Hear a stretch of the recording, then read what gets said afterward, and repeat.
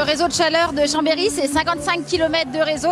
Donc c'est le 5e réseau de France de par sa longueur. Donc c'est vraiment un réseau d'envergure. Donc il alimente 27 500 équivalents logements sur la ville. Et c'est également 56 400 tonnes de CO2 évitées chaque année pour notre planète. Les objectifs à partir de 2023, c'est d'atteindre 80% d'énergie renouvelable et de récupération dans notre mix énergétique.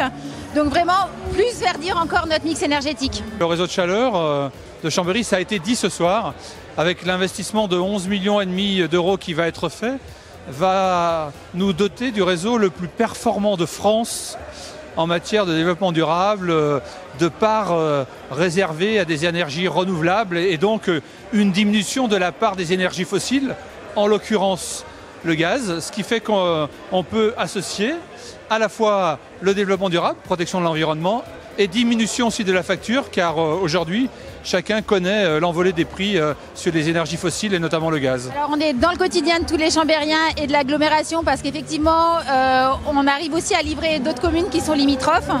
Et on est aussi dans le patrimoine historique de la ville de Chambéry parce que le réseau de chaleur a 72 ans maintenant. La modernisation alors consiste en plusieurs choses. C'est de la rénovation, donc de la rénovation du réseau, avec des travaux d'envergure, puisqu'on a réalisé un investissement de 6,2 millions d'euros en 2 ans. Donc on a eu des grosses phases de chantier qui ont généré de la gêne forcément parce qu'on fait des trous dans la chaussée. Et c'est également de la digitalisation pour moderniser le réseau. Donc de la digitalisation, ça passe par des sondes communicantes qu'on installe, une modification de nos installations, une recherche d'efficience et de performance énergétique. Tous les investissements que nous avons réalisés ces dernières années dans le but d'améliorer le réseau de chaleur, donc finalement d'améliorer la chaleur pour les habitants, en faisant des investissements de rénovation de tuyauterie, mais aussi en augmentant finalement la production de chaleur de récupération issue de l'unité d'incinération.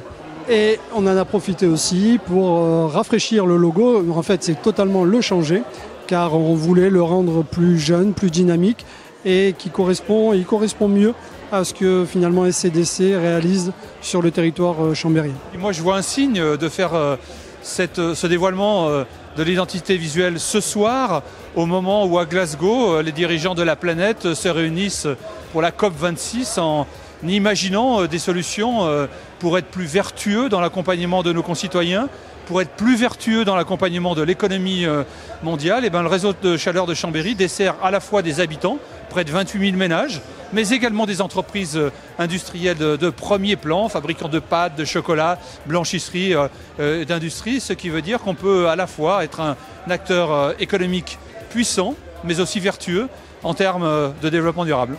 Finalement, je dirais que le maire a été précurseur. Dans les derniers travaux que nous avons réalisés, la mairie nous a demandé d'augmenter la chaleur fatale issue de l'incinération. Donc au détriment de quoi? Au détriment du gaz. Donc les énergies fossiles, vous le voyez actuellement, connaissent des fluctuations extrêmement importantes. Donc finalement, c'est substituer le gaz par de la chaleur issue de l'incinérateur. Un prix fixe sur de nombreuses années qui ne connaîtra pas ces fluctuations.